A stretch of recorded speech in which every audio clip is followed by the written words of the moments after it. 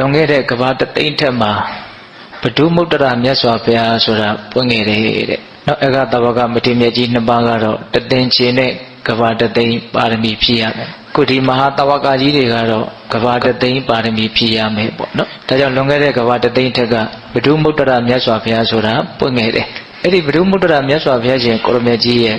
တတိယတဝကမဟာနိသဗမထေရလို့ဒီလိုခေါ်တယ်တဲ့အဲ့ဒီတုန်းကဒီရှင်မကတ္တပမထေရမြတ်ကြီးဖြစ်လာမဲ့ပုဂ္ဂိုလ်ကနော်ဝေဒေဟတကြွယ်ဆိုပြီးတော့တတိတယောက်ဖြစ်တယ်အဲ့ဒါတနေ့သူ့အိမ်ကို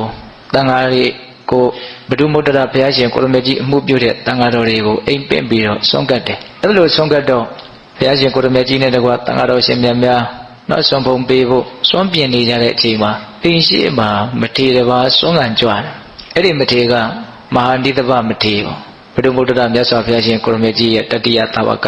အဲ့ဒါကိုတပိတ်ကိုယူပြီးတော့ရှင်ဘုရားတပည့်တော်အိမ်ထဲကိုကြွပါလို့တထေရကပင့်တယ်ဒါပေမဲ့အဲ့ဒီမထေရကအိမ်ထဲကိုမကြွအောင်ပင့်တာကိုမကြွအောင်ဘာဖြစ်လို့ဆိုသူကဒုတင်ဆောက်တည်ထားတာနော်ဟင်းလင်းပြင်လွင်တီးခေါင်ပါပဲနေမယ်အဘောဂတိကဒုတင်သစ်ပင်ရိတ်တောင်မဝဲဟိုအိမ်ထဲကိုမပြောနဲ့အဲ့လိုပင့်လို့မရတဲ့အခါကျတော့ဘဒုမုတ္တရမြတ်စွာဘုရားကိုမေးတာအဲ့ဒီတထေရကဒီယဟန်ကအရှင်ဘုရားတို့တည်းမြန်ပိုးပြီးတော့ဂုံကျေးဇူးအဖြစ်မြတ်နေသေးသလားလို့မေးတာမေးတော့ဘဒုမုတ္တရမြတ်စွာဘုရားကမြတ်စွာဘုရားတည်းမြတ်တယ်လို့တော့မဆိုနိုင်ပါဘူးဒါပေမဲ့လို့ဘုရားရှင်ကိုရမြတ်ကြီးကဟုတ်တယ်တဲ့ငါတို့ကတက္ကရာရဲ့အိမ်မှာစွန့်စားဖို့အတွက်ထိုင်ပြီးတော့စောင့်မျှော်နေတာရှိတယ်အဲ့ဒီယဟန်ကအဲ့လိုစောင့်မျှော်နေတာမရှိဘူးတဲ့ငါတို့ကရွာเจ้าကိုအမိပြုပြီးတော့နေတာရှိတယ်သူကတောเจ้าမှာပဲနေတာတို့ကเจ้าနေကန်နေနဲ့နေတာသူက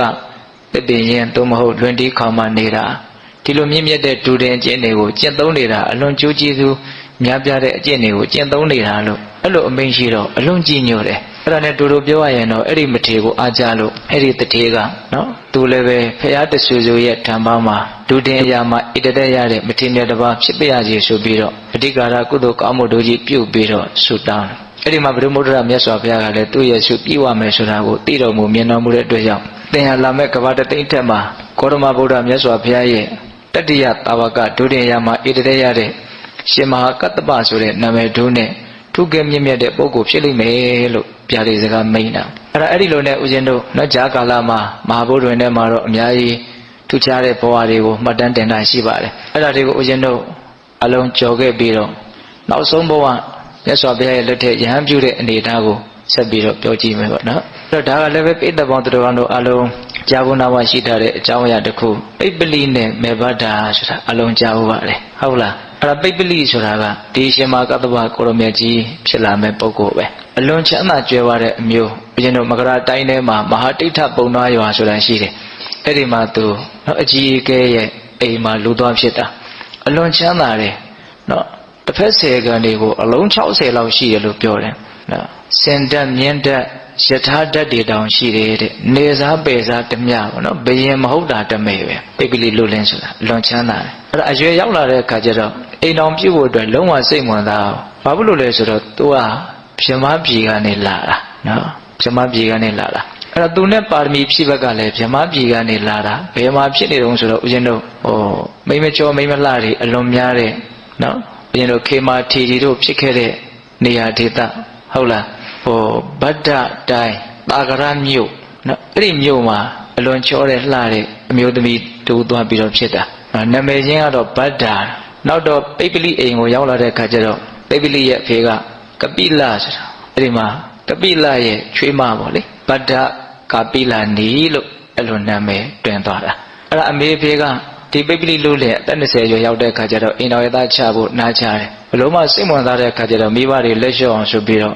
အလွန်ချောမောလှပတဲ့နော်ရွှေရုပ်တရုပ်ကိုပရိန်တွေကိုသူခိုင်းတယ်ခိုင်းပြီးတော့ဒီအယုတ်နဲ့တူလောက်အောင်လှတဲ့အမျိုးသမီးကိုရရင်ယူမယ်လို့မဖြစ်နိုင်ဘူးထင်လို့သူကမပြုတ်ခြင်းလို့ဒီလိုလုပ်တာအဲ့ဒီရွှေရုပ်ကိုထမ်းပြီးတော့နော်သူရဲ့အချွေအနေကသွားပြီးတော့ရှာတော့စောစောကပြောတဲ့ဗဒ္ဒာကိုသူတို့တွေ့တာတွေ့တဲ့အခါကျတော့သူတို့တောင်းရတဲ့အခါကျတော့အလုံးသဘောတူတယ်အမျိုးနွယ်အဖြစ်စီတဲ့ဥစ္စာအဖြစ်တူမျှတယ်ဆိုပြီးတော့ဒါပေမဲ့လို့အဲ့ဒီပိပလိရောမေဘဒ္ဒာရောအိမ်တော်ပြုတ်ရမယ့်အနေအထားကိုသိတဲ့အခါကျတော့လျှို့ဝှက်တဝန်လွှာပေးကြတယ်တဲ့မင်းငါ့ကိုမယူနဲ့ငါ့ကိုယူလို့ရှိရင်မင်းတစ်ချိန်ရောက်ရင်ဒုက္ခရောက်မယ်ဘာလို့ဆိုတော့ငါကမိဘတွေသိပြီဆိုရင်ယဟန်ပြုတ်မှာဒါကြောင့်မင်းငါ့ကိုမယူနဲ့ အဲ့ဒီလိုတဝန်လွာရေးပြီးတော့ပို့တာဟိုဘက်ကအမျိုးသမီးကလည်းအဲ့ဒီတိုင်းတဝန်လွာရေးပြီးတော့ပို့တာတိုက်ဆိုင်ဆိုင်ပေါ့အဲ့ဒီတဝန်လွာနှစ်ခုကိုယူလာတဲ့လူကလည်းလမ်းမှာတိုက်ဆိုင်ဆိုင်တွေ့ကြတယ်လို့ဆိုတယ်ဘယ်ကလာတဲ့တုန်းဘယ်သူတုန်းမေးလိုက်တဲ့အခါကျတော့အကြောင်းသိတော့စာတွေကိုဖွင့်ဖောက်ပြီးတော့ဖတ်ကြည့်ကြတာအဲ့ဒီကြတော့မှထူးခြားတယ်ဆိုတော့အဲ့ဒီစာတွေအကုန်စုပ်ဖြဲပြီးတော့တယောက်တယောက်နှစ်သက်တဲ့အကြောင်းတွေကိုစာတွေကိုပြင်ရေးပြီးတော့ပို့တာအဲ့လိုနဲ့စိတ်သဘောမတူညီပဲနဲ့အကျဉ်းလင်မယားဖြစ်ကိုရောက်ရတာဒါပေမဲ့လို့တော့ရတဲ့အချိန်ကစပြီးတော့မောင်လိုနှမလိုပဲနေကြတယ်တဲ့ဒါပေတို့သိပါတယ်နော်အလယ်မှာပန်းကုန်းထားပြီးတော့အိတ်တာပန်းကုန်းမညှိုးဘူးဆိုတာအဲ့ဒါသူတို့ပဲဘာလို့လို့သူတို့မှအဲ့ဒီလိုစိတ်တွေနော်နေပါနေရတာတော့ဆိုရင်ပြမပြေကလာလို့ပြမပြေကလာတဲ့အတွက်ကြောင့်အဲ့လိုဖြစ်တာအဲ့ဒါနဲ့နောက်တော့သူတို့ရဟန်းပြုခြင်းရဲ့အကြောင်းတရားလေးတစ်ခုကလည်းစိတ်ဝင်စားစရာကောင်းတယ်အခါတစ်ပါးမှာလေတော်ကိုသွားပြီးတော့အလုပ်တွေကိုကြီးကြပ်တယ်ပိတ်ပလီလူလင်ကအဲ့လိုလေထွန်တဲ့အခါကျတော့နော်ဒီထုံငယ်ကြားလေးတွေမှာပိုးကောင်လေးတွေရှိတာတခါလေးအဲ့ဒီဇရက်တွေကြီးတွေအဲ့ဒါကိုထိုးကြစိတ်ကြတာရှိတယ်တော့လေထွန်လို့ရှိရင်တခါလေးလင်းပြူရွှဲငှက်လေးတွေပါလေဆိုရင်နွားရဲ့ပိုးပေါ်တောင်တက်နာပြီးတော့လိုက်သွားတာတွေရှိတယ်အဲ့ဒါကိုမြင်တဲ့အခါကျတော့ဒီအကုသိုလ်ဟာဘု து တီကိုဘု து စီကိုရောက်လာမှာတော့ခိုင်းစီတွေကိုမေးတဲ့အခါကျတော့ဒါအရှင်းရဲ့လေကိုထွန်တာဆိုတော့အရှင်းစီကိုပဲဒီအကုသိုလ်ကရောက်လာမှာဟာတော်တော်ထိတ်လန့်သွားတယ်သူအဲ့ဒါနဲ့မဖြစ်ချေဘူးငါကတော့ဒီရှိသမျှစည်းစိမ်ကိုစွန့်ပြီးတော့ရာမပြုတ်တော့မယ်ဒီမျိုးစေ့ကငိုတဲ့ကလည်းပါပြီးသားပါဒါကအနိကတွန်အားပါနော်အဲ့ဒီနေ့မှာပဲတိုက်ဆိုင်ဆိုင်ပရဂဗိလာနေကလည်းပဲအိမ်မှာနှမ်းအိုးထဲမှာရှိတဲ့နှမ်းတွေကိုနေပူလှမ်းတာအဲ့တော့နှမ်းထဲမှာနှမ်းတွေမှာပိုးကောင်တွေကရှိတယ်အဲ့ဒီပိုးကောင်တွေကငှက်တွေကစားကြတာတွေ့ပြန်တယ်တွေ့တော့ဒါပစုတီကိုရောက်မှာတော့ဒီအာကုသိုလ်ကဒါရှင်မတို့ပစ္စည်းပဲရှင်မတို့ဒီရောက်မှာပေါ့အဲ့လိုသူဘလို့စဉ်းစားတော့ဆိုတော့ဩအဝတ်ပိုင်းစားလေး4-5တောင်လောက်ရှိလို့ရှိရင်ငါခန္ဓာကိုယ်လုံအောင်ဝတ်လို့ရတယ်နော်အစာပြေုံလောက်တော့ဘိုက်ဝယုံလောက်တော့ဘယ်နာသွားစားရတယ်နော်ဒီစည်းစိမ်တွေအတွက်ဘာလို့ငါဒီအကုသိုလ်ကအကုသိုလ်တွေကိုအဖြစ်ခံမလဲအောင်ငါဒီနေ့ပဲဒီရှိတဲ့စည်းစိမ်ကိုစွန့်ပြီးတော့ငါရဟန်းပြုမယ်လို့သူကလည်းအဲ့လိုစဉ်းစားတယ်အဲ့ဒါနဲ့ဘေဘီလီလို့လည်းလေတော့ပြန်လာတဲ့အခါပါပါရဂဗိလာနေကိုခေါ်ပြီးတော့ရှိသမျှစည်းစိမ်တွေကိုမင်းကိုအနှဲပါတယ်ငါကတော့ရဟန်းပြုတော့မယ်ကျွန်တော်မျိုးမကလည်းအဲ့ဒါကိုပဲစောင့်နေတာတဲ့ဒါကြောင့်မို့လို့အတူတူပဲရဟန်းပြုကြမယ်ဆိုပြီးတော့တူတူပြောကြပါလို့ရှိသမျှစည်းစိမ်အကုန်လုံးကိုစွန့်ခဲ့ပြီးတော့မြတ်စွာဘုရားကိုရည်မှန်းပြီးတော့ရဟန်းပြုကြတာဟုတ်လားအဲ့လိုရဟန်းပြုပြီးတော့ထွက်သွားကြတော့ဒါသူကရုံတုံးပြီးတော့သင်္ကန်းဝယ်ပြီးတော့နော်ဝတ်သွားကြတာပဲအဲ့မြတ်စွာဘုရားကိုရည်မှန်းပြီးတော့ဝတ်သွားတာအဲ့ဒီလိုနဲ့ဦးဇင်းတို့တဏှာရောက်တဲ့အခါကျတော့ပိပိလိကဘာစဉ်းစားတော့ဆိုတော့ငါရဲ့နောက်မှာအမျိုးသမီးတစ်ယောက်ပါနေတာဒါမသိတော့ဘူးတော့ရဟန်းဖြစ်သွားပြီဆိုတော့အမျိုးသမီးတစ်ယောက်ပါနေတာမသိတော့ဘူးအဲ့ဒါနဲ့လမ်းကလည်းနှစ်ခွရှိနေတာဆိုတော့ဂိုင်းမင်းကြိုက်တဲ့လမ်းကိုရွေးပါမင်းနဲ့ငါတူသွားလို့မရတော့အဲ့ဒါနဲ့မေဘတာကလက်ဝဲလမ်းကိုရွေးတယ်လက်ရလမ်းကိုပေါင်းပိပိလိကဖြစ်လာတဲ့ရဟန်းကရွေးတယ်ပေါ့အဲ့ဒီအချိန်မှာနောက်တန်တရားလုံးပါရမီဖြည့်လာတဲ့အနေအထားဒါအပိအပိုင်ခွဲခွာခြင်းပဲလို့အဲ့ဒါလိုလဲခွဲခွာပြီးတော့သွားကြရောမြေကြီးဟာအကြီးကျယ်တုံနေတဲ့မြေလှုပ်တယ်သူတို့ရဲ့ဂုံအရန်ကြီးတဲ့အတွက်ကြောင့်အဲ့ဒီမြေလှုပ်တာကိုဘယ်သူသိလဲဆိုတော့မြတ်စွာဘုရားသိတယ်အဲ့ဒီအချိန်မှာမြတ်စွာဘုရားကနောက်တဝါပဲဆိုပြီးကြတာရှိတယ်ဝိလုံဝန်ကျောင်းမှာပဲရှိနေသေးတယ်ပိမိတာမင်းကြီးလှူထားတဲ့ဝိလုံဝန်ကျောင်းမှာပဲရှိသေးတယ်နောက်ဆွေတော်မျိုးတော်ဒီကိုမြတ်စွာဘုရားမကြွရသေးဘူးဘုရားဖြစ်ပြီးကြတာပဲဆင်ញင်လိုက်တဲ့အခါကျတော့ဘာကြောင့်မြေလှုပ်တာတော့ဆိုတော့တတိယတာဝကဖြစ်မဲ့နောက်ပိပိလိလို့လည်းငါ့ကိုရည်မှန်းပြီးတော့ရဟန်းပြုလာတယ်ငါထွက်ပြီးတော့ကြိုမယ်တဲ့အဲမြတ်စွာဘုရားတော့ထွက်ကြိုပါနော်သူ့ရဲ့ဂုဏ်ကျေးဇူးသူ့ရဲ့နော်မြင့်မြတ်မှုဟာဘယ်လောက်ကြီးမားလဲဆိုတာအဲ့ဒါဘယ်ကနေစောင့်တော့ဆိုတော့နော်ဦးဇင်းတို့ဘုဗုဒ္ဓကညောင်မင်းဆိုတာရှိတယ်နာမည်ကြီးပေါ့နော်အဲ့ဒီညောင်မင်းအောက်ကနေပြီးတော့ထိုင်ပြီးတော့စောင့်တော့ဦးဇင်းတို့တာမန်ယဟန်တစ်ပါးအနေထားနဲ့စောင့်တာမဟုတ်ဘုရားရဲ့အပေနဲ့အတင့်တဲ့သူအနေထားကိုနော်ပြပြီးတော့စောင့်တယ်။ကြောင်ကြီးတော်တွေလည်းကွန်မြူပြီးတော့ညောင်ပင်တပင်လုံးဟာရွှေကြီးတွေတုတ်ထားတယ်လို့ဝင်းနေတယ်လို့ဆိုတယ်။အဲ့ဒါအဝေးကမြင်လဲရတော့ဒါငါရှိမှန်းပြီးတော့ပြုတ်ခဲ့တဲ့မြတ်စွာဘုရားဆိုတာဒါပဲလို့သူဆုံးဖြတ်ချက်ချနိုင်တယ်။ဟုတ်လား။အဲ့ဒီမှာအနားလဲရောက်ပြီလဲဆိုရောမြတ်စွာဘုရားကိုရှ िख ိုးဥချတာမှသူကမြင်ချင်းတစ်ခါရှ िख ိုးဥချတယ်တဲ့အဝေးကြီးတွေကစမနီးမဝေးအရာရတဲ့အခါတစ်ခါရှ िख ိုးဥချတယ်အနီးနားရောက်မှတစ်ခါရှ िख ိုးဥချတယ်အဲ့လိုရှ िख ိုးဥချပြီးတော့မြတ်စွာဘုရားဟာတပည့်တော်ရဲ့ဆရာပါတပည့်တော်ဟာမြတ်စွာဘုရားရဲ့တပည့်တာဝကပါဘယ်သူမှဒါဘုရားလို့ပြောရတာမဟုတ်ဘူးသူသိတာအဲ့ဒါလို့ပြောမြတ်စွာဘုရားကိုရှ िख ိုးဥချတော့မြတ်စွာဘုရားကဘာအမိန့်ရှိတုံးဆိုတော့ နော်ခြေသားကတ္တပတဲ့သူ့ရဲ့အနွယ်ကကတ္တပမို့လို့နော်ကတ္တပအမျိုးအနွယ်မို့လို့ကတ္တပလို့ခေါ်တာတင်လိုပုဂ္ဂိုလ်တူတယောက်ရဲ့အခုလိုရှ िख ုဥချအယိုသေးပြုတာကိုနော်ငါဘုရားရှင်ကိုရမြတ်ကြီးမို့လို့ခံတိုက်တာမတိပဲနဲ့တိတယ်မမြင်ပဲနဲ့မြင်တယ်လို့ဝါကြွားပြီးတော့ပြောတဲ့ပုဂ္ဂိုလ်မျိုးကိုမြန်တင်ကသွားပြီးတော့ဒီလိုမြန်အယိုသေးပြုမယ်ဆိုရင်အဲ့ဒီပုဂ္ဂိုလ်ရဲ့ဥကောင်းဟာပြက်ကြလေရာဤတဲ့ဂုံကြီးလွန်းလို့ဟုတ်လားဒါပေမဲ့မြတ်စွာဘုရားကိုတော့မွေးညင်းပင်လေးတစ်ပင်ကိုတောင်မတုံလို့စေနိုင်ဘူးတဲ့ဒါလည်းတော်တော်စဉ်းစားရကောင်းတယ်နော်ဟိုကအယိုတိပြုတဲ့ပုဂ္ဂိုလ်ကအရန်ကြီးကျယ်မြင့်မြတ်နေတဲ့အခါအယိုတိအပြုခံမဲ့ပုဂ္ဂိုလ်ကနော်သူထင်ထားသလိုမျိုးဖြစ်နေဖို့အရေးကြီးတာပေါ့ဟုတ်လားအဲ့လိုမြတ်စွာဘုရားကအမိန့်ရှိတာအဲ့ဒါနဲ့အဲ့ဒီရှင်မကတ္တပရဟန်းမဖြစ်သေးဘူးရဟန်းပြုပေးတာကလည်းဒီသာသနာမှာအဲ့ဒီပြုတဲ့နည်းနဲ့ပြုတာအဲ့ဒီတစ်ပါးပဲရှိတယ်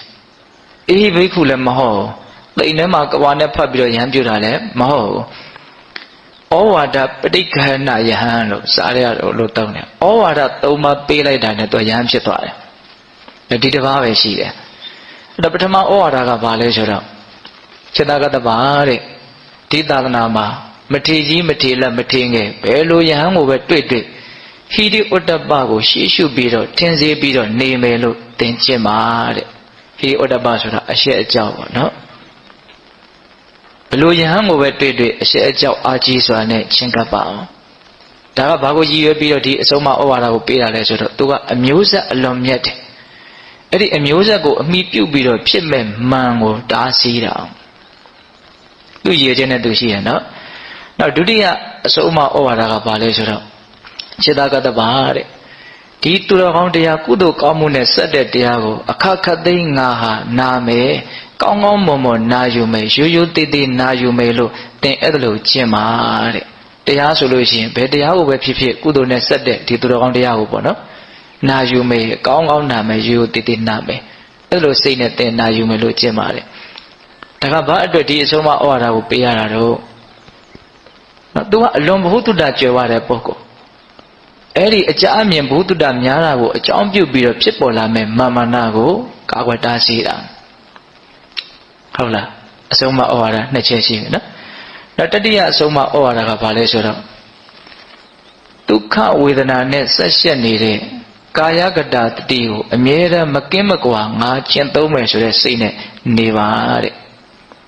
ကာယကတတတိရဲ့အကြောင်းကိုဦးဇင်းတို့အများကြီးပြောပါတယ်မိမိရဲ့ဒီရုပ်ပိုင်းဆိုင်ရာနော်ယူဘက်ခန္ဓာကြီးတိဆောက်ထားတဲ့အနေအထားမှန်တွေကိုမှန်မှန်ကန်ကန်တတိနဲ့စဉ်းစားဆင်ခြင်ပြီးတော့နေတာကိုကာယကတတတိလို့ပြောတယ်ဝင်သက်ထွက်သက်ဝင်နေတာထွက်နေတာရှိတယ်ဒါလေးကိုလွတ်လွတ်လပ်လပ်အစွဲလန်းကင်းကင်းနဲ့ဒီလေဝင်တွေထွက်နေတာကိုတယောက်ယောက်ကတယောက်ကိုကြည့်တယ်လို့မျိုးကြည့်ပြီးတော့သတိထားနေမယ်ဆိုရင်ခံစားချက်တစ်မျိုးရှိတယ်ဒီဝင်လေထွက်လေဝင်လေထွက်နေတာကိုသတိထားအဲ့ဒါကာယကတတတိပဲအဲ့ဒီကာယကတတတိမှာဒုက္ခရှိတယ်ဟုတ်လားပြီးတော့ဦးဇင်းတို့စာပေမွေးခြင်းခြေတိလက်တိသွားအည်အစရှိတဲ့32မျိုးသောမတင့်တယ်သောမတန်ရှင်းသောမစင်ကြယ်သောအရာတို့ဖြင့်တိဆောက်ထားတဲ့အနေအထားမှန်ကိုစဉ်းစားဆင်ခြင်ခြင်းဒါလည်းပဲကာယကတတတိပဲအဲ့ဒီကာယကတတတိကိုစဉ်းစားဆင်ခြင်ခြင်းမှာတော့အစွဲဥပါဒံအလွန်အားနည်းစေတဲ့အတွက်ကြောင့်စိတ်ဟာချမ်းသာမှုရှိတယ်ဒါကြောင့်ဒုက္ခဝေဒနာနဲ့နော်ဆက်နေတဲ့ဒီကာယကတတတိနဲ့အမြဲတမ်းငါနေမယ်ကာယကတတတိကိုဘယ်တော့မှမစွန့်ဘူးလို့အဲ့ဒီလိုကျင့်ပါတဲ့နောက်ကာယကတတတိကိုမြတ်စွာဘုရားကနော်အမတန်တိဘိက္ခဝေပရိပုံစံတိရေကာယကတတတိပရိပုံစံတိလို့အဲ့လိုတောင်းဟောတာ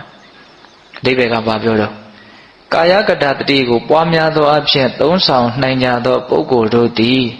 အမတလို့ဆိုတဲ့နိဗ္ဗာန်ကိုသုံးဆောင်နေတာနဲ့အတူတူပဲတဲ့ဟုတ်လားကိုယ့်ရဲ့ရုပ်ခန္ဓာပုံမှာသတိထားနေခြင်းဟာနိဗ္ဗာန်ချမ်းသာကိုသုံးဆောင်နေတာနဲ့အတူတူပဲလို့တောင်းမြတ်စွာဘုရားဟောတာနော်ဒါတတိယပေးတဲ့အဆုံးအမအဲ့ဒီအဆုံးအမကဘာလို့ပေးတာလဲဆိုတော့ဒီပိပလိလူလေဒီရှင်မကတ္တပကအလွန်ဥပရိယုတ်ကောင်းတယ်နော်သူကလည်းရွှေလိုဝင်းနေလို့သူ့ကိုပိပလိလို့နာမည်ပေးခဲ့တာအဲ့ဒီဥပရိကောင်းတဲ့ရုပ်ရည်ချုံမောလှပတဲ့အနေအထားကိုအကြောင်းပြုပြီးတော့ဒီကာယရဲ့ပုံမှာဆွဲမဲ့မှုတဏှာကိုဖယ်ရှားနိုင်ဖို့အတွက်ကာယကတတတိနဲ့မကင်းမကွာနေပါလို့တတိယအဆုံးအမကိုပေးတာတဲ့အဆုံးအမဘယ်နှချက်တော့3ချက်နော်အဲ့ဒီအဆုံးအမ3ချက်ကိုလည်းပဲပေးလက်ပြီးတော့အရှင်မကတ္တဗယံဖြစ်သွားပြီတဲ့ ဒီတစ်ပါးပဲရှိရဲ့သာသနာပါတော့ရဟန်းဖြစ်သွားပြီဆိုတော့အဲ့ဒါမြတ်စွာဘုရားနောက်တစ်ပါးနေခေါ်ပြီးတော့ကြွသွားတယ်အဲ့ဒါရွှေလီကြီးရဲ့နောက်ကနေရွှေလီငယ်လေးလိုက်သွားတယ်လို့ပဲတဲ့မြတ်စွာဘုရားက32ပါးသောလက္ခဏာတော်ကြီးငယ်တို့ဖြင့်တင့်တယ်တဲ့ရှင်မကတ္တပကလက္ခဏာတော်9ပါးရှိတယ်တဲ့မဟာပုရိသလက္ခဏာ9ပါးရှိတယ်တဲ့သူကလည်းပဲအလွန်ထူးခြားတဲ့ပုဂ္ဂိုလ်နော်အဲ့လိုဦးဇင်းတို့ကြွသွားရင်ဒါတောလန်ခကြီးကိုသွားနေတာတမင်တပင်အောက်ရောက်တဲ့အခါကျတော့ထိုင်လို့တဲ့အချင်းညာကိုပြတယ်တဲ့မြတ်စွာဘုရားကအဲ့တော့ရှင်မကတ္တပကသူ့မှာပါတဲ့နှစ်ထပ်သင်္ကန်းကြီးကိုခောက်ပြီးတော့ခင်းပေးတယ်မြတ်စွာဘုရားဒီပေါ်မှာသတင်းသုံးမှာဒါတပည့်တော်တို့အရှိသဖြင့်အကျိုးကျေးဇူးများမှာပါဖေ။မြတ်စွာဘုရားသတင်းသုံးပြီးတော့မြတ်စွာဘုရားကအဲ့ဒီသင်္ကန်းကိုလက်နဲ့ကင်ကြည့်တယ်တဲ့။ကင်ကြည့်ပြီးတော့จิตကတ္တဗတဲ့သင်္ကန်းကနူးညံ့လာကြလား။အဲ့လိုမင်းရှိတဲ့အခါကျတော့အော်မြတ်စွာဘုရားကဒီသင်္ကန်းကိုအလိုရှိတော်မူတယ်နဲ့တူတယ်။အဲ့လိုဆိုမြတ်စွာဘုရားတပည့်တော်ဒီသင်္ကန်းကိုမြတ်စွာဘုရားကိုလှူပါတယ်ဖေ။မြတ်စွာဘုရားသုံးဆောင်တော်မူပါ။အဲ့တော့မြတ်စွာဘုရားကအလှမခံဘူးလို့မရှိဘူးနော်။ဘာမင်းရှိတော်ဆိုတော့จิตသားကအဲ့လိုဆိုရင်ဘာဝတ်မလဲတဲ့တပည့်တော်ကမြတ်စွာဘုရားသင်္ကန်းကြီးကိုရခြင်းတပည့်ရလို့ရှိရင်တပည့်တော်အဲ့ဒီသင်္ကန်းကြီးကိုဝတ်ပါမယ်တဲ့အဲ့တော့မြတ်စွာဘုရားကသင်္ကန်းချင်းလဲလို့တဲ့အတွက်ကြောင့်အဲ့ဒါလိုသင်္ကန်းကိုချီးမွမ်းတာအလကားချီးမွမ်းတာမဟုတ်သင်္ကန်းချင်းလဲမှာအဲ့ဒါဒီတစ်ပါးပဲရှိတယ်ဘယ်ဘုရားမှအဲ့လိုလုပ်ဖူးတာလည်းမရှိဘူးတဲ့ဟုတ်လားဘာလို့သင်္ကန်းချင်းလဲကျင်တာတော့မြတ်စွာဘုရားရဲ့ကိုယ်စားချီးမြှောက်ခြင်းလို့မြတ်စွာဘုရားနဲ့ထပ်တူထားခြင်းလို့နော်ရှင်သာရိပုတ္တရာရှင်မောက္ကလံတို့တော့အဲ့လိုမထားဘူးဘာလို့ထပ်တူထားခြင်းတာတော့မြတ်စွာဘုရားနဲ့ထပ်တူထားဖို့အတွက်ရှင်သာရိပုတ္တရာရှင်မောက္ကလံဉာဏ်အကြီးဆုံးတကူအကြီးဆုံးမထေရမြတ်ကြီးတွေရှိတယ်ရှိလာလိမ့်မယ်ဘာလို့မထားတာတော့မြတ်စွာဘုရားစဉ်းစားတယ်တဲ့သာရိပုတ္တရာတို့မောက္ကလံတို့ကငါအရှင်ပြိဋိဘံစံကြမှာခုဒီရှင်မာကတ္တပကအသက်120ရှိမှာငါနောက်မှာပြိဋိဘံစံပါအဲ့လိုဆိုလို့ရှိရင်ငါပြိဋိဘံစံပြီးတဲ့နောက်မှာဒီအဆုံးမှဓမ္မဝိနည်းသာသနာကိုသူဟာဆက်ပြီးတော့မတိမ်ကိုမပေါက်မပြောက်ပြက်အောင်စောင့်ရှောက်လိုက်မယ်သံဃာယနာတင်လိုက်မယ်အဲ့ဒီလောက်ထိသာသနာရဲ့ကောင်းကျိုးကိုအထွတ်အထိပ်ဆောင်ရွက်မဲ့ပုဂ္ဂိုလ်ဖြစ်တယ်အဲ့ဒါသူ့ကိုကြံတဲ့ယဟန်တွေကအထင်မသေးစေဖို့အတွက်မြတ်စွာဘုရားကတော့သူ့ရဲ့ကိုယ်စားထားပြီးတော့သင်္ကန်းချင်းလဲပြီးတော့ခိုင်းခဲ့တာဆိုယဟန်တွေရဲ့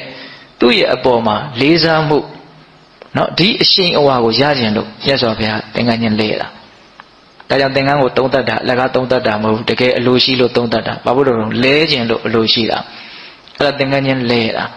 အဲ့သင်္ကန်းချင်းလဲလိုက်ရောမြေကြီးလဲတုံမြန်နေတဲ့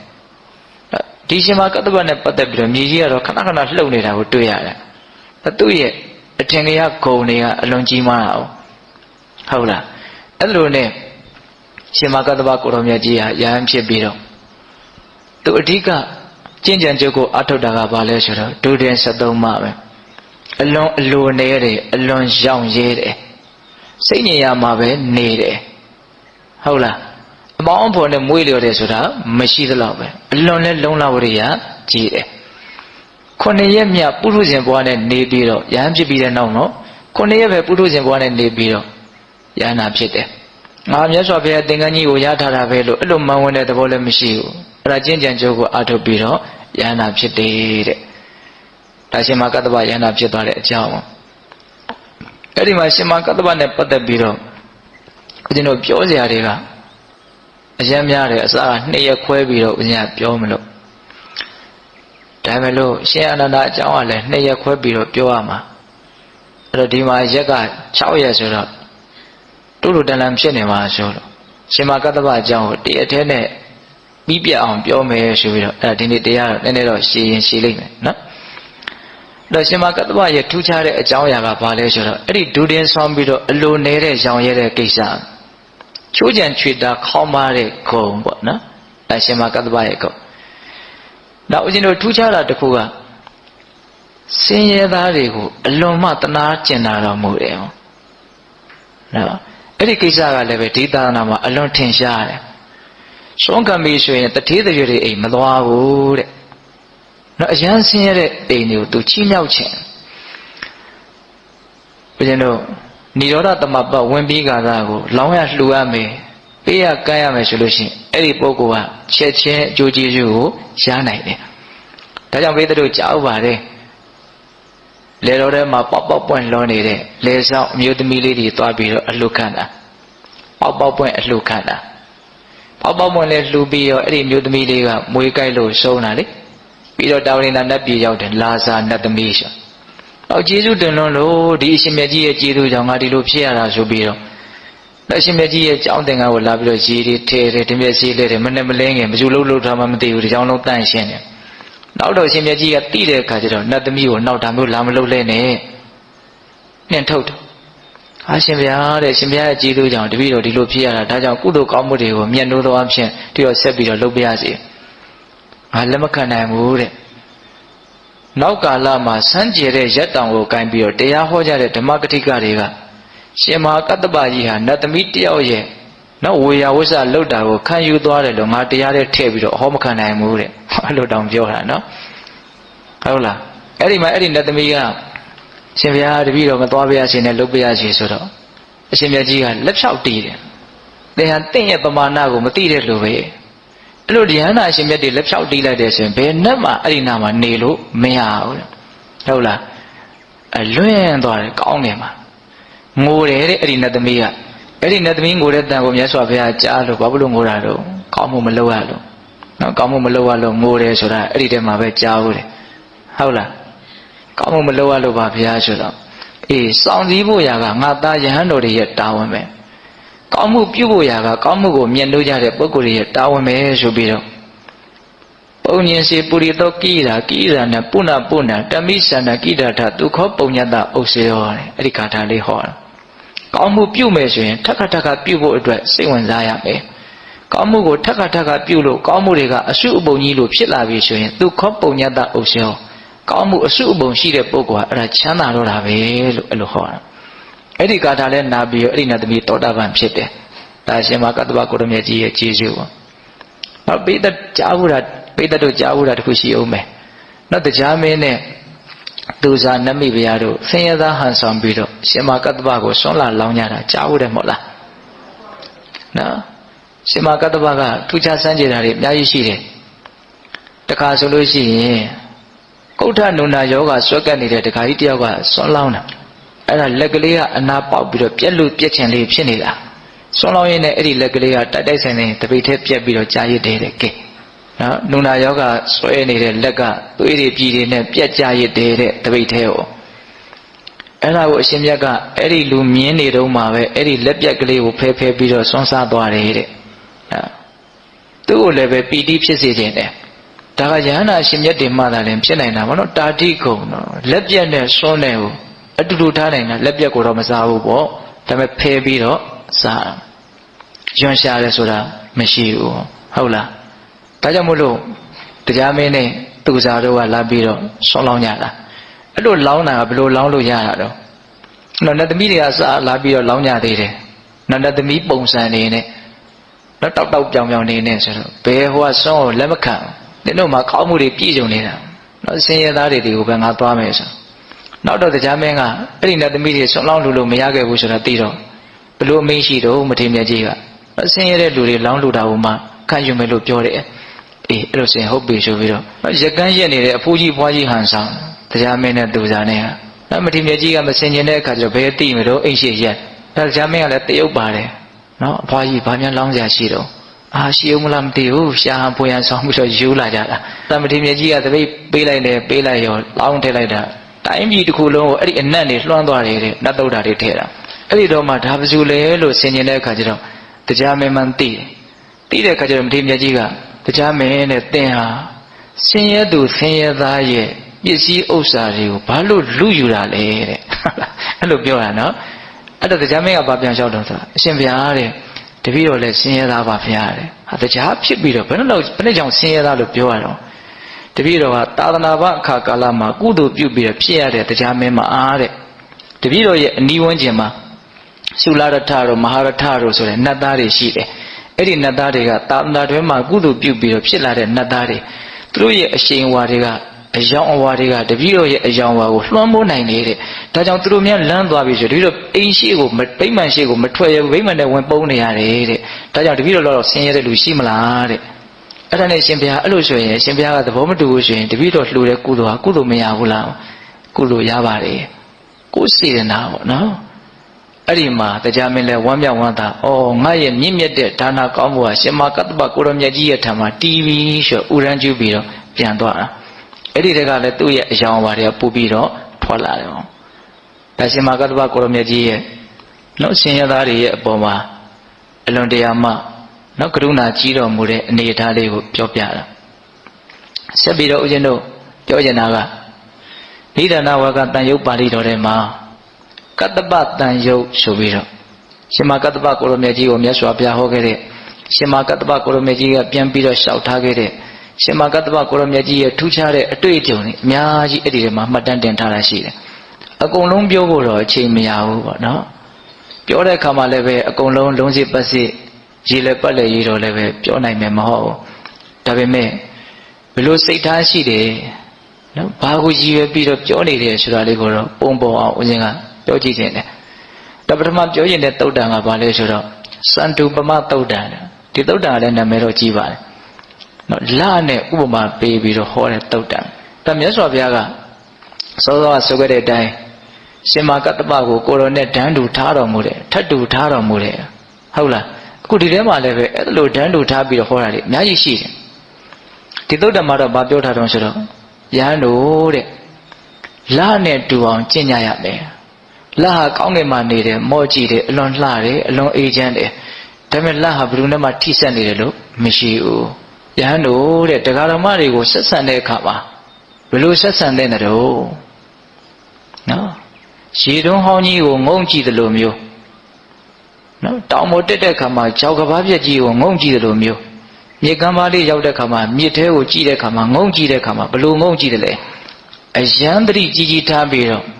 ဟုတ်လားခလှမ်းလှမ်းလေးကနေမြင်ရပြီးတော့တိတ်ပြီးတော့နိနိကကကြီးလို့မရအောင်ဟုတ်တယ်မဟုတ်လားအဲ့ဒီလိုမျိုးစိတ်ထားနဲ့တရားဓမ္မတွေကိုဆက်ဆံရမယ်လို့မြတ်စွာဘုရားအမိန့်ရှိတယ်အဲ့လိုအမိန့်ရှိပြီးတော့ဗာဆက်မိန့်ရှိတော့ယဟန်တို့တဲ့ဘယ်လိုယဟန်ကတရားဓမ္မတွေကိုဆက်ဆံခြင်းကထိုက်တယ်လေမြတ်စွာဘုရားဟောတော်မူပါဆိုတော့မြတ်စွာဘုရားကကောင်းငင်ကိုလက်ကလေးရမ်းပြတယ်တဲ့လေထဲကိုလက်ကလေးရမ်းပြလိုက်တယ်ဒီလက်ကဘာနဲ့ထိနေတာရှိလဲဘာနဲ့မှထိနေတာမရှိဘူးဘာလို့မှမဆွဲလန်းရဘူးဝစုမှမဆွဲလန်းရဘူးဆိုတဲ့သဘောပြောတာခက်စိမ့်စိမ့်ပဲနေရမယ်လို့ပြောတာဧည့်သည်တဖွေတယ်အမြဲတမ်းဧည့်သည်လို့ဘယ်သူနဲ့ရင်းနှီးတယ်ဘယ်သူနဲ့ရင်းနှီးတယ်ဆိုတာမျိုးယဟန်တွေကိုမြတ်စွာဘုရားလုံးဝမဖြစ်စေခြင်းဘူးဟုတ်ရဲ့လားဒါကပိဋကပေါင်းသူတော်ကောင်းတို့ရှင်မကတ္တပရဲ့အကြောင်းကိုပြောရင်ဒီအနေထားတွေကအများကြီးတွေ့ရမယ်နော်အဲ့လိုမြတ်စွာဘုရားအမိန့်ရှိပြီးတော့ယဟန်တို့တဲ့ကတ္တပဟာအဲ့လိုနေတဲ့ယဟန်ဖြစ်တယ်တဲ့သူ့ကိုဥပမာပေးတာနော်ကတ္တပဟာအဲ့လိုမျိုးတရားဓမ္မတွေကိုဆက်ဆံတဲ့ယဟန်လေထဲကိုလက်ရမ်းလိုက်တယ်လို့မျိုးလာနဲ့တူတဲ့နော်အဲ့လိုမျိုးစက်သေးမင်္ဂလာရှိတဲ့နော်အစွဲအလမ်းမရှိဘဲနဲ့လွတ်ဆက်ဆံတဲ့ယဟန်မျိုးဖြစ်တယ်လင်းရောင်ပဲပေးမယ်ညီကတ်တွေ့တာမရှိဘူးအဲ့ဒါဆက်ပြီးတော့မြတ်စွာဘုရားအဲ့ဒီထဲမှာမှတ်သားစရာကောင်းတာလေးတစ်ခုကယဟန်တို့တဲ့စင်ကြယ်တဲ့တရားဟောခြင်းဆိုတာဘယ်လိုဟာလဲမစင်ကြယ်တဲ့တရားဟောခြင်းဆိုတာဘယ်လိုဟာလဲတဲ့ဒါကတော့ဦးဇင်းတို့အများကြီးသတိထားကြအောင်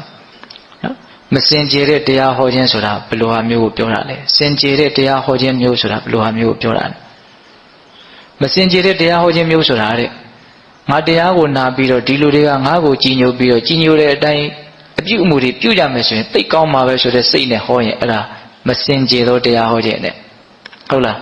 ငါဟောတဲ့တရားကိုနာကြပါစေနာပြီးတော့ငါ့ကိုကြည်ညိုကြပါစေကြည်ညိုပြီးရင်ကြည်ညိုတဲ့အချင်းရာကိုပြကြပါစေကြည်ညိုတဲ့အချင်းရာကိုပြတယ်ဆိုတာဘာပြောတာလဲ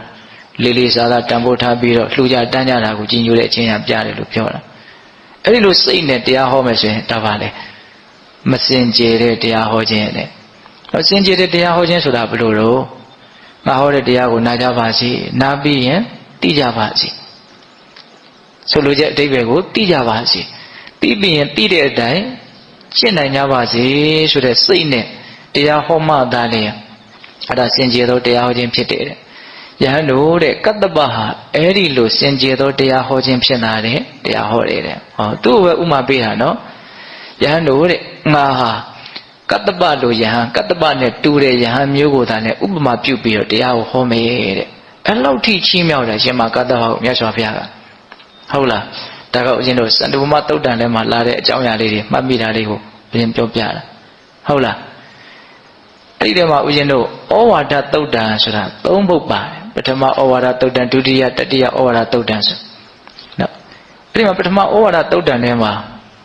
မြတ်စွာဘုရားအာဟောထားတော့ဆိုတော့ခါတစ်ပါးမှာရှင်မကတ္တပကိုမြတ်စွာဘုရားကကတ္တပတဲ့ယဟန်တွေကိုသင်တရားဟောပါဆုံးမပါငါလည်းပဲဆုံးမမယ်သင်နဲ့ငါနဲ့ဟာယဟန်တွေကိုဆုံးမပြီးတော့အကျိုးရှိအောင်လုပ်ကြမယ်တန်းတို့ထားပြောတာနော်မြတ်စွာဘုရားအဲ့လိုမျိုးယဟန်တွေကိုဆုံးမဖို့တရားဟောတိုက်တွန်းတော့ရှင်မကတ္တပကမြတ်စွာဘုရားတဲ့အခုခေတ်ယဟန်တွေဟာဆုံးမခက်လိုက်တာတဲ့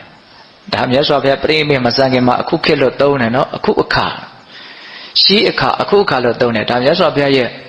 ဘုရားစပြီးတော့ဖြစ်ခါစအချိန်ကစပြီးတော့ဝါ20အတွင်းကိုဒါရှေးလို့သုံးတယ်ဝါ20နောက်ပိုင်းမှာတိက္ခဗုဒ္ဓအများကြီးပြည့်ညက်ပြီးတော့သိုးသွန်းတဲ့ယဟန်တွေကပေါ်လာတာအများကြီးဖြစ်လာတာဝါ20အတွင်းမှာတော့အဲ့လိုမျိုးအလွန်တန့်ရှင်းစင်ကြယ်တယ်ဟုတ်လားဒါကိုရည်ညွှန်းတာမြတ်စွာဘုရားတဲ့အခုအချိန်ခါမှာယဟန်တွေကဆုံးမခက်လိုက်တာတဲ့အဆုံးမခက်ကြောင်းအကုသိုလ်တွေနဲ့ပြည်နေတယ်တဲ့သူတို့ကတီးမခံနိုင်ကြဘူးတဲ့ပြောတဲ့စကားကိုရိုးရိုးသေးသေးနားမထောင်နိုင်ကြဘူးဒါမှမဟုတ်သူမဆုံးမခြင်းဘူးလို့ပြောတာပဲအဲ့လိုအမိန့်ရှိတဲ့အခါကျတော့မြတ်စွာဘုရားကမြတ်စွာဘုရားအဲ့လိုအမိန့်ရှိတော့ရှင်မကတ္တပကအဲ့လိုဆုံးမခက်တယ်ဆိုတော့ပြောရင်းနဲ့စက်မိဆက်ရပေါ့ဘာလျှောက်တော့ဆိုတော့မြတ်စွာဘုရားတဲ့အာနန္ဒာရဲ့တပည့်ဖြစ်တဲ့ဗန္ဒာယဟန်ရဲ့အနုဒုဒ္ဓရဲ့တပည့်ဖြစ်တဲ့အဘိဇိကယဟန်ရဲ့အဲ့ဒီယဟန်တစ်ပါးဆိုရင်ဘလို့တောင်လုပ်လဲဆိုတော့တရားဟောပြိုင်ကြတယ်ဘုရားတဲ့ဘလို့ရှောက်နေတာမြတ်စွာဘုရားမင်းနဲ့ငါနဲ့ဘယ်သူကအများကြီးဟောနိုင်မလဲဘယ်သူဟောတာကကောင်းတယ်ဘယ်သူကအကြာကြီးဟောနိုင်မလဲအဲ့ဒီလိုတောင်တရားဟောပြိုင်ကြတယ်ဘုရားဖြစ်နေတာကို तू ပြောတာအဲ့တော့မြတ်စွာဘုရားကအေးအဲ့လိုဖြစ်နေတာလား gain အဲ့လိုဆိုလို့ရှိရင်အနာရှိတဲ့ယဟန်တစ်ပါးကိုပွားပြီးတော့အဲ့ဒီယဟန်တစ်ပါးကိုခေါ်ကြည့်လို့ gain ရှောက်လာကြတယ်အဲ့ဒီဗန္ဒာယဟန်နဲ့အဘိဇိကယဟန်နဲ့အဲ့တော့မြတ်စွာဘုရားဟုတ်လားလို့မေးတယ်ဟုတ်တဲ့အကြောင်းရှောက်ရတာပေါ့အဲ့တော့မြတ်စွာဘုရားက gain နေစမ်းပါဦးတဲ့ငါကဘယ်တော့မှများတရားများများဟောနိုင်တယ်လို့မင်းတို့အချင်းချင်းပြိုင်ညဟုတ်လားနော်ကောင်းကောင်းဘယ်သူကဟောနိုင်တယ်လဲဆိုတော့သိအောင်ပြိုင်ညအများကြီးဘယ်သူကဟောနိုင်လဲဆိုတော့သိအောင်ပြိုင်ညလို့ငါဘယ်တော့မှများဟောတာကိုမင်းတို့မှတ်သားဘူးလေတဲ့မမှတ်သားဘူးပါဘယ်တော့မှပါတာမရှိပါဘူးပေါ့ဆိုလိုတာပြိုင်နဲ့ဆိုင်တဲ့ကိစ္စကြီးကတော်တော်စိတ်ပြည့်စရာကောင်းတယ်ပေါ့နော်ဟုတ်တယ်မဟုတ်လားနော်ဒါမြတ်စွာဘုရားလက်ထက်ကအဖြစ်ပြက်လေး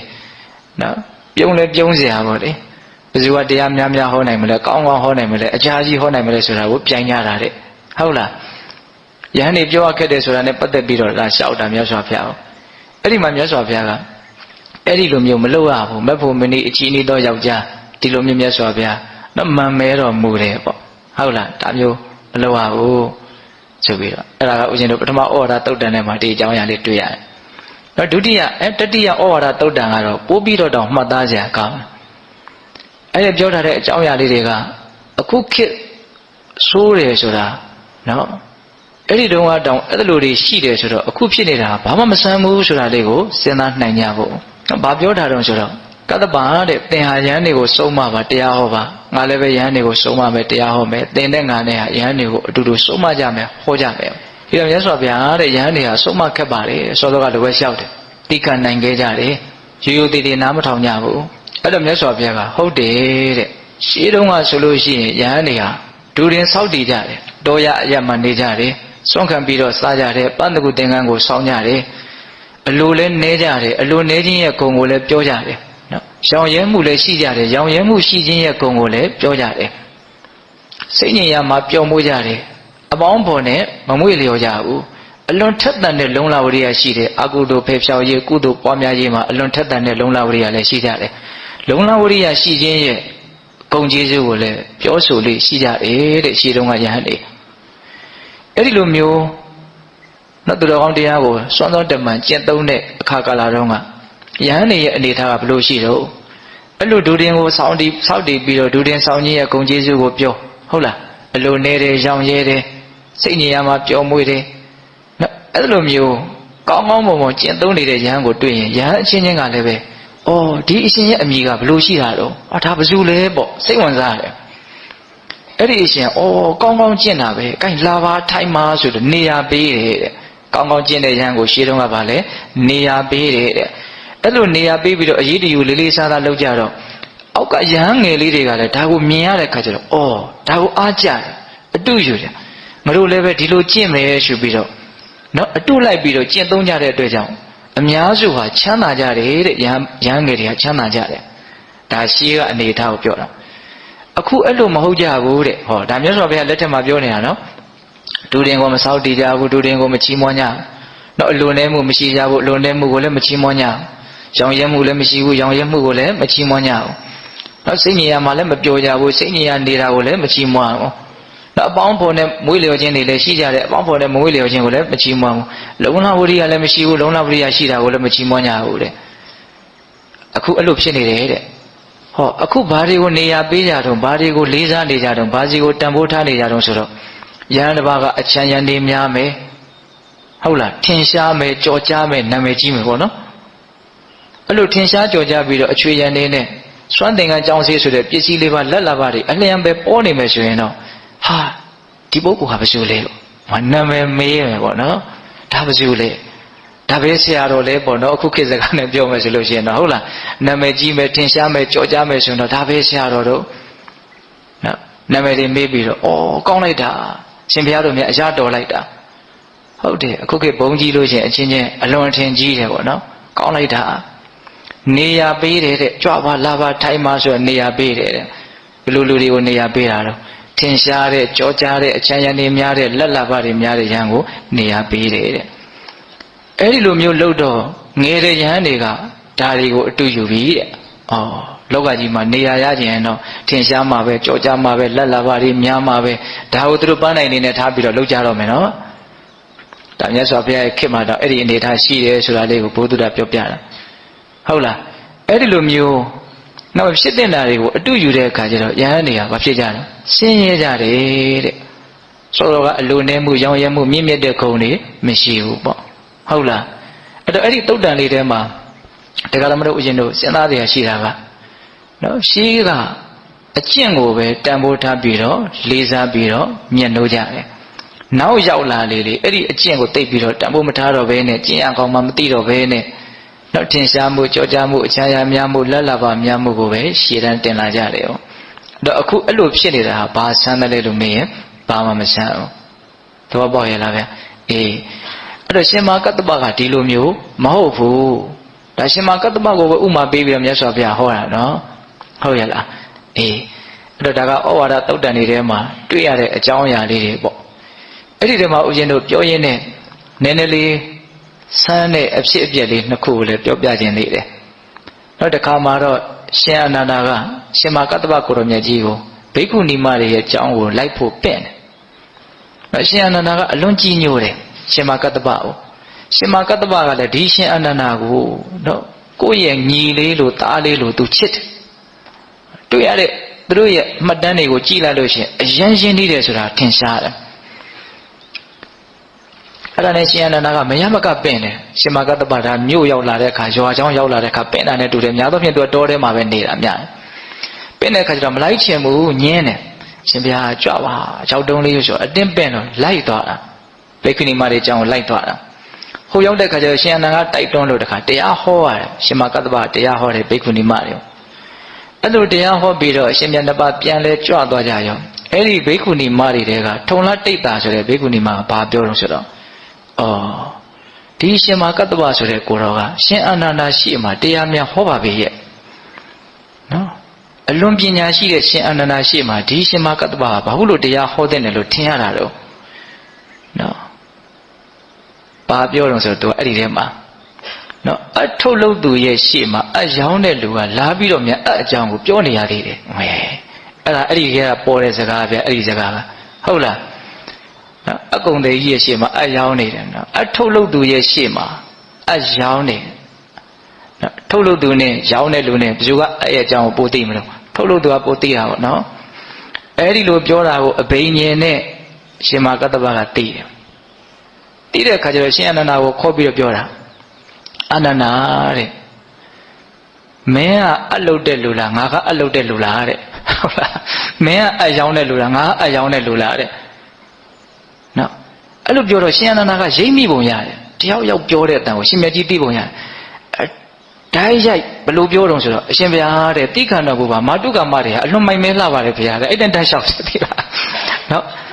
ဒါအဲ့ဒီကိုသွားလို့ဒီပြဿနာပေါ်လာတာကိုရှင်ဘုရားတိခမဘုရားတဲ့မာတုကာမတွေကအလွန်မိုင်မဲလှပါတယ် အဲ့တော့ဘာပြောတော့အာနန္ဒာတဲ့ဆန္ဒတွေစောပြီးတော့အဲ့လိုလည်းမပြောနဲ့အောင်နဲ့ဟုတ်လားနော်အဲ့ဒီမှာသူ့ရဲ့အစွမ်းတတ္တိတွေကိုရှင်မကတ္တဗကိုရမကြီးကပြောတာငါ့ကိုဒန်းတူထားတယ်လို့မြတ်စွာဘုရားကဘယ်ယဟန်ကိုဒန်းတူထားဖို့တလေတဲ့နော်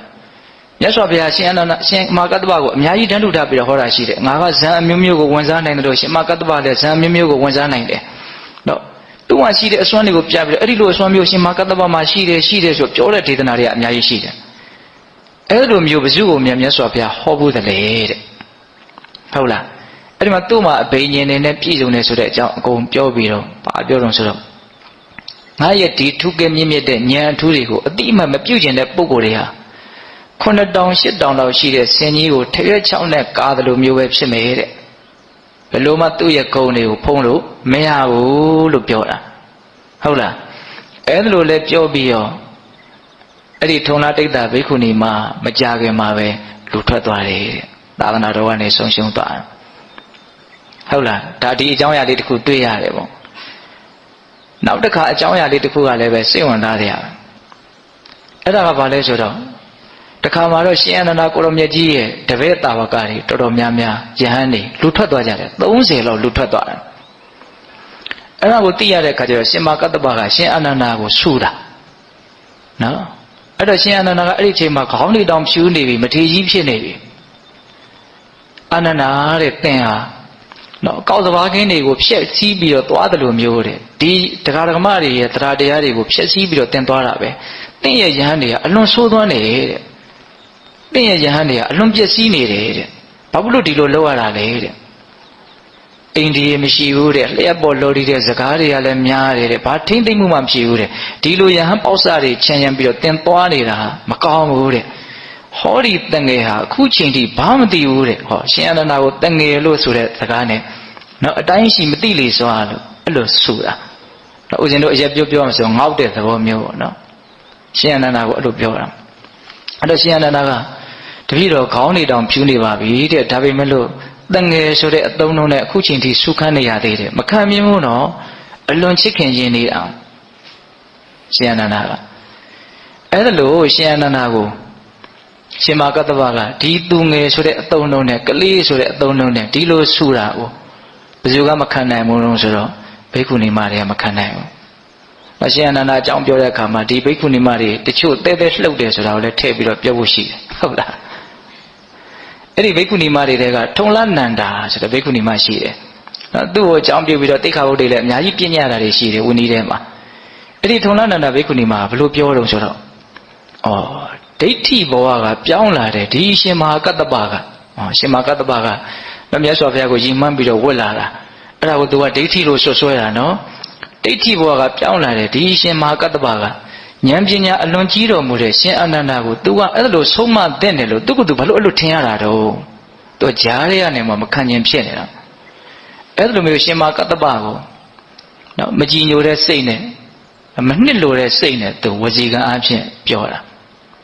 နော်ရှင်အနန္ဒလိုပညာရှိတဲ့ပုဂ္ဂိုလ်ကိုနော်ရှင်အနန္ဒကတကယ်လည်းပညာရှိပါတယ်အလုံးကရှင်အနန္ဒရဲ့အံ့ဘွယ်တွေကလည်းအများကြီးရှိတယ်နော်လူကြီးလူခွင်အလွန်များတယ်ဆိုတာရှင်အနန္ဒရဲ့အလွန်ထူးခြားတဲ့အံ့ဩဘွယ်ဟာပဲဘယ်ရဟန်းမှမတူဘူးအဲ့ဒါရှင်အနန္ဒအကြောင်းပြောတဲ့အခါကျတော့အဲ့ဒါပါမယ်ပေါ့အဲ့တော့အခုလည်းပဲထုံလနန္ဒကရှင်အနန္ဒကိုဆူလို့ရှင်မကတ္တဗကိုမကြည်မနဲ့ပြောတာမှာ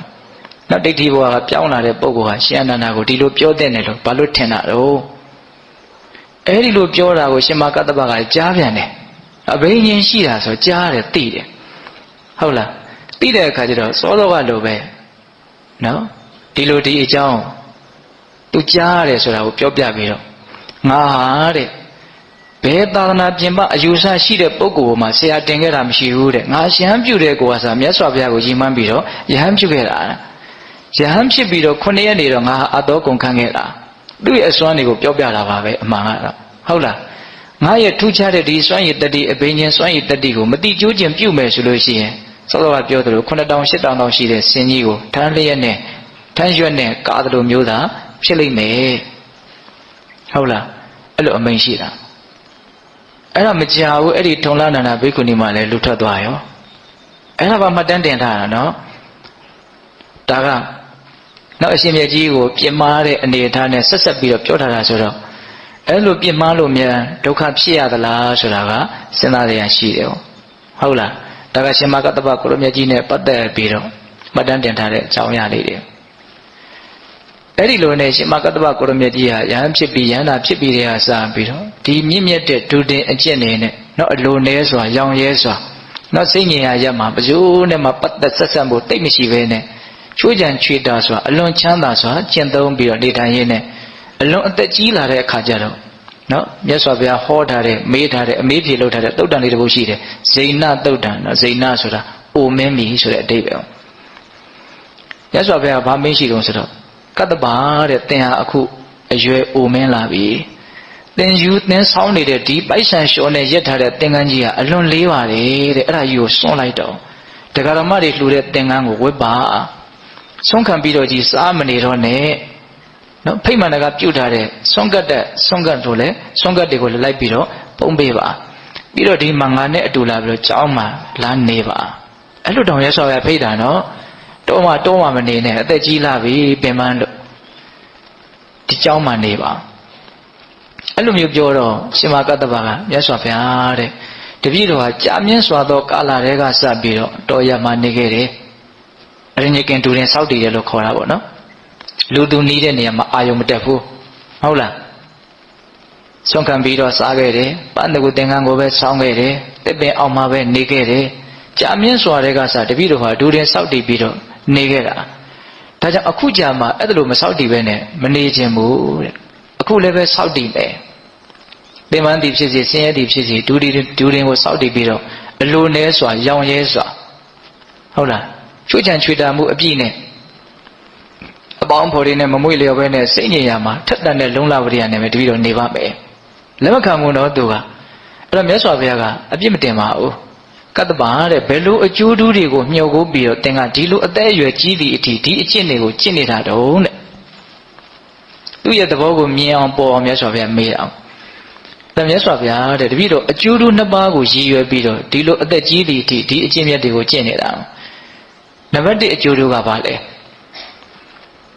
မျက်မှောက်ဘဝမှာတပည့်တော်ချမ်းချမ်းသာသာနေနိုင်ဖို့အတွက်ပဲတဲ့လူသားမနေနဲ့ထင်လို့ရှိရင်အဲ့လိုနေရတာဆင်းရဲလိမ့်မယ်လို့ထင်တရားရှိတယ်ဒါပေမဲ့တကယ်ကအဲ့လိုမဟုတ်လားအဲ့လိုနေရတာပို့ပြီးတော့ချမ်းသာတယ်တဲ့နော်တော်ရလောက်တဲ့နေရာမှာနေရင်လူတွေကြားထဲမှာနေရတာလေချမ်းသာလူတွေကြားထဲမှာနေရတယ်ဆိုတာများသောအားဖြင့်ကိုကနေခြင်းလွန်းလို့အဲ့ဒီနေခြင်းနဲ့လောဘကြီးရှိလို့လားဆင်းရဲမှမသိတာကောင်းတယ်လို့ထင်နေတာ哦ဟုတ်လားလောဘတက္ကရာမရှိတဲ့ပုဂ္ဂိုလ်တွေဘာမှမရှိတဲ့နေရတဲ့နေရာပို့ပြီးတော့နာယီပါယီမရှိဘူးလားရှိတာပေါ့ဟုတ်လားအဲ့ဒါသူပြောတာအဲ့ဒါနော်နံပါတ်1အကျိုးတို့ကဘာလဲအခုလောလောဆယ်ကိုပဲချမ်းချမ်းသာသာတပည့်တော်နေနိုင်ဖို့တဲ့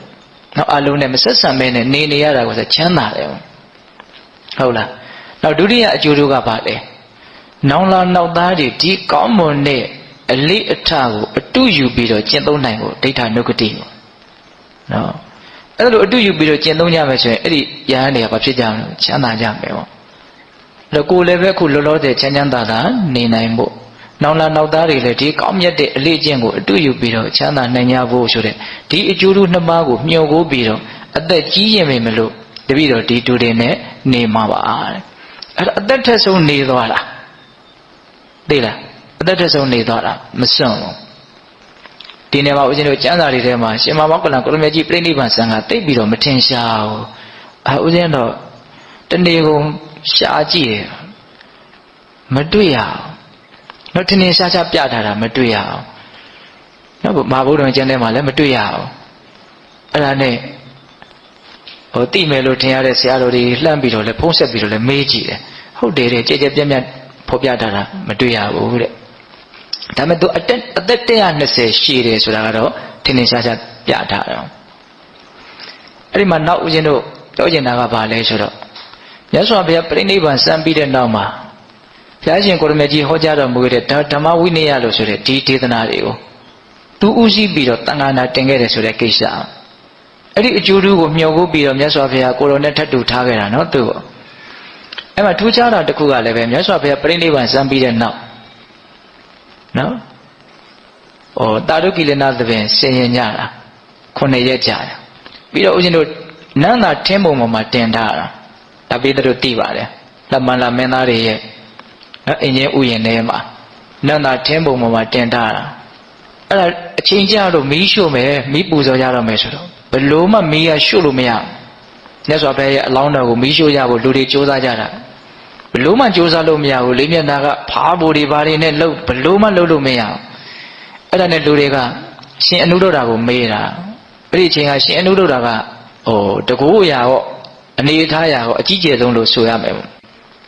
့ရှင်သာရိပုတ္တရာလည်းမရှိတော့ဘူးရှင်မောဂ္ဂလန်လည်းမရှိတော့ဘူးရှင်မကတ္တပကအဲ့ဒီအချိန်မှာမြတ်စွာဘုရားနာမှာမရှိဘူးမြတ်စွာဘုရားကိုဖူးမြေဖို့လာနေတုန်းရှိသေးတယ်ဟုတ်လားဒီမှာမီးရှို့လို့မရဘူးဆိုတော့ရှင်အနုဒ္ဒတာကိုမေးတယ်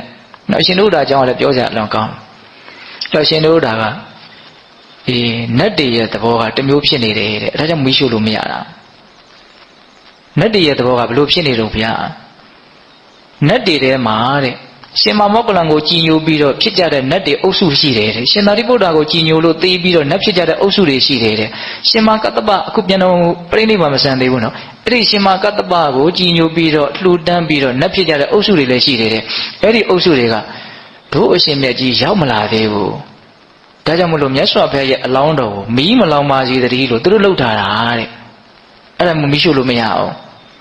ရှင်မကတ္တပရောက်မလာသေးလို့မီးရှို့လို့မရအောင်နော်အဲ့ဒါရှင်မကတ္တပကလည်းရောက်တော့မယ်ခဏနေရဒါပေမဲ့အရန်နေပူတဲ့အခါကျတော့အသက်ရွယ်ကလည်းအရန်ကြီးနေပြီသူ့ရဲ့နောက်လိုက်တွေကလည်းအရန်ချမ်းသာတဲ့အမျိုးကနေရဟန်းပြုလာတဲ့နုညံ့တိမ်မွေးကြတဲ့ရဟန်းနေကြီးဆိုတော့နားနေကြတာအဲ့ဒီနားနေတော့မ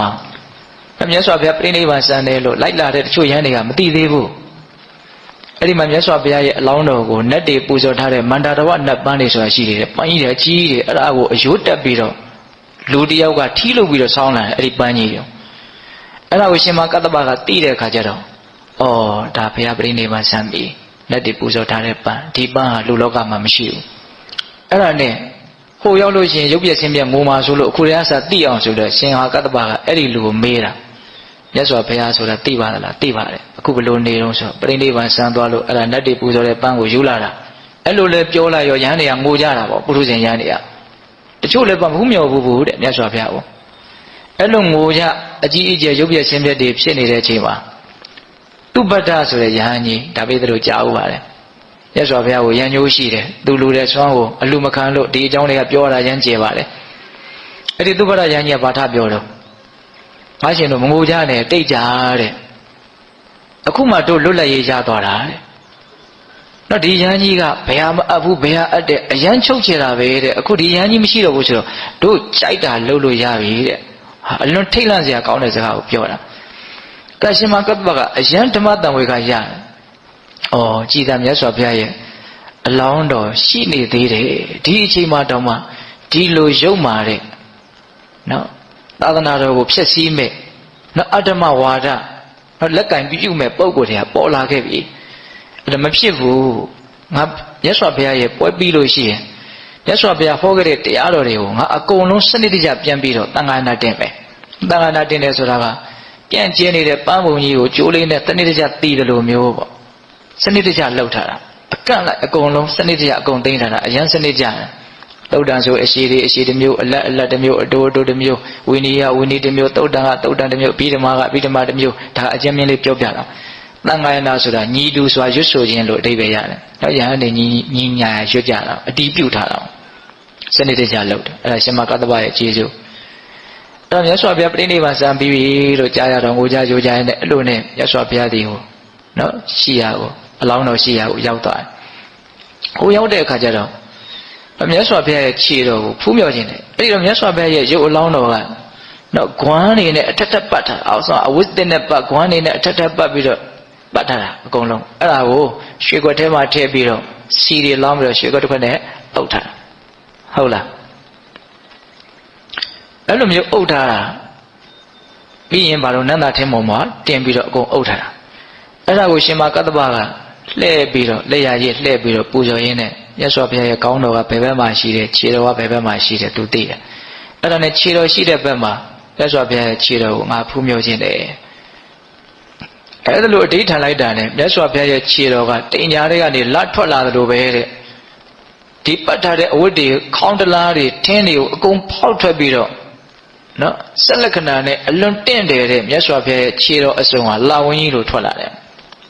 အဲ့ဒီခြေတော်တော်ကိုခြေပမိုးတော်ကိုလက်နဲ့ကင်ပြီးတော့ရှင်မကတ္တဗရှိခိုးကြတော့တယ်တဲ့အဲ့တော့လူတွေလည်းအရန်အံ့ဩကြပြီးတော့အရန်ရှိခိုးကြတာပေါ့အဲ့ဒီမြတ်စွာဘုရားခြေတော်ကို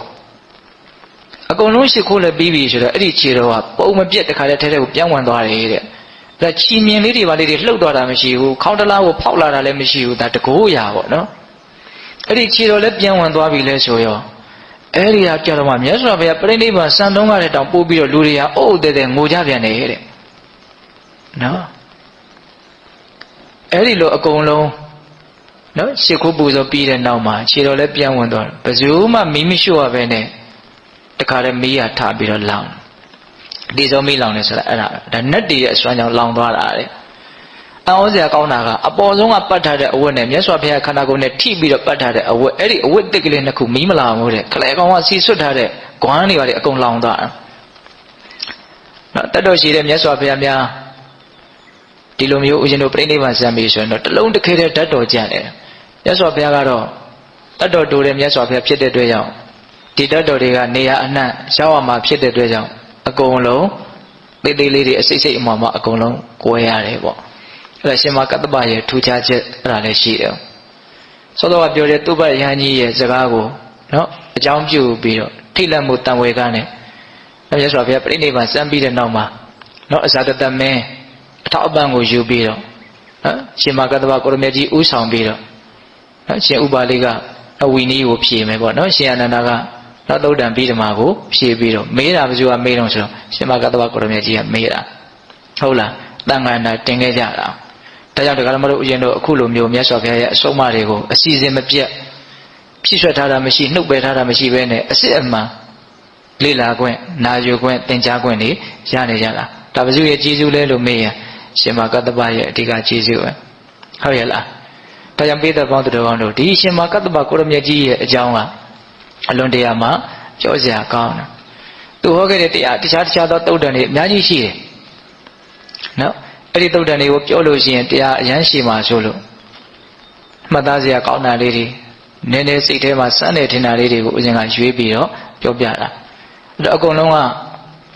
နော်အစာကလေးတွေလောက်ပဲဦးဇင်းတို့ကဆွဲထုတ်တယ်လို့မျိုးလောက်ပဲရှိတာပါသူ့ရဲ့အကြောင်းအရာလေးတွေကပြောမယ်ဆိုရင်အများကြီးကျန်နေသေးတယ်ပေါ့အဲ့တော့ဒကာဓမ္မတို့ဦးဇင်းတို့အတွက်အလွန်အားကြီးတဲ့ဒါကျေးဇူးရှင်မမထေမြတ်ကြီးတစ်ပါးလို့ဆိုရင်လည်းပဲမလွယ်ဘူးပေါ့အဲ့ဒါအသက်120ပြည့်တော့ပြိဋိဘံစံတယ်ဆိုပြီးတော့ဒါဧတတက်ဘာဧတတက်လဲလို့မေးလို့ရှိရင်ဒုတင်ယာမဧတတက်ပေါ့ဟုတ်လားဧတတက်ကံဘိက္ခဝေမမတဝကံနဲ့ဘိက္ခုနံဒုတဝါဒနံယတိတံမဟာကတ္တပောလို့အဲ့လိုမျိုးဆိုပြသူ့ကိုဧတတက်ပေးခဲ့တာနော်ဒီငါရဲ့ယဟန်တော်တွေထဲမှာဒုတင်ဆောင်တဲ့နေရာမှာဒုတင်ရဲ့ဂုဏ်ကျေးဇူးတွေကိုပြောတဲ့နေရာမှာရှင်မကတ္တဗအတာဆုံးအမြတ်ဆုံးဖြစ်တယ်လို့မြတ်စွာဘုရားကအဲ့ဒါလို့ဧတတက်ထားခဲ့တာနော်ဧတတက်ဆိုတဲ့စကားရဲ့အဓိပ္ပာယ်ကဘာလဲနော်ဒီထဲမှာသူဟာအမြတ်ဆုံးလို့အဓိပ္ပာယ်ရတယ်ဧတံအကံဧတံဒါဒီထဲမှာအကံသူဟာအတာဆုံးပဲလို့ပြောတာဧတံအကံကိုဧတတက္ကဧတတက္ကကာကိုဖြုတ်ပြီးတော့ဧတတက်လို့ဒီလိုပြောတာဟုတ်ရဲ့လားအေးဒါကဦးဇင်းတို့ရှင်မကတ္တဗကိုရမေကြီးရဲ့အကြောင်းအရာအချင်းချုပ်ပေါ့နော်ဆုတောင်းခဲ့တဲ့အနေအထားကနေပြီးတော့ဒီဘဝရဟန်းပြုတဲ့အနေအထားနော်ဒုတင်နေကျင့်သုံးတဲ့အနေအထားမြတ်စွာဘုရားကကိုယ်တော်နဲ့ထပ်တူထားပြီးတော့ချီးမြှောက်တဲ့အနေအထားအလွန်လိုနေပြီးတော့အလွန်ရောင်ရဲတော်မူတဲ့ဒုတင်ကိုကျင့်သုံးပြီးတော့နောက်ဆုံးမြတ်စွာဘုရားအဆုံးအမသာသနာကိုအရှိကြည့်ပြီးတော့မပြောင်းမကွယ်အောင်စောင့်ရှောက်တော်မူသွားတဲ့အရှင်မြတ်ကြီးရဲ့အကြောင်းဟုတ်လားဒါကြောင့်ပိဿပေါင်းသူတော်ကောင်းတို့ရဲ့နော်စိတ်ထဲမှာဒီအရှင်မြတ်ကြီးရဲ့အကြောင်းကိုနာယူကြည်ညိုကြရတဲ့ကုသိုလ်ကောင်းမှုတွေဆိုတာမဖြစ်ဘူးလားဖြစ်တယ်အဲ့ဒီကုသိုလ်ကောင်းမှုတွေဟာနောက်ဆုံးနိဗ္ဗာန်ချမ်းသာကိုမျက်မှောက်ပြုနိုင်ဖို့အတွက်အများကြီးအထောက်အကူပြုသည့်အထိစွမ်းရည်တတိထက်မြက်မယ်ပေါ့နော်ဒါကိုလည်းပဲတော့စိတ်ထဲကလှိုက်လိုက်လဲယုံကြည်နားလည်မှုနဲ့တော့ဒီကနေ့ပြုလုပ်ထားရတဲ့ကုသိုလ်ကောင်းမှုအစုစုတို့ရောအဲ့ဒီကုသိုလ်ကောင်းမှုတွေရောတော့ပြုလုပ်အပ်သောဒါနသီလသမာဓိပညာကုသိုလ်ကောင်းမှုအစုစုတို့ရဲ့စွမ်းတတ္တိကြောင့်ဘုရားတပည့်တော်တို့သည်မဲ့ညာဘုံညာမျက်နှိပ်ဗံကိုလင်းမြန်ထုတ်ချောင်းမျက်မှောက်ပြုရစေကုန်သောဟုပတ္တနာအောင်စုပြုကြကုန်ရာတည်း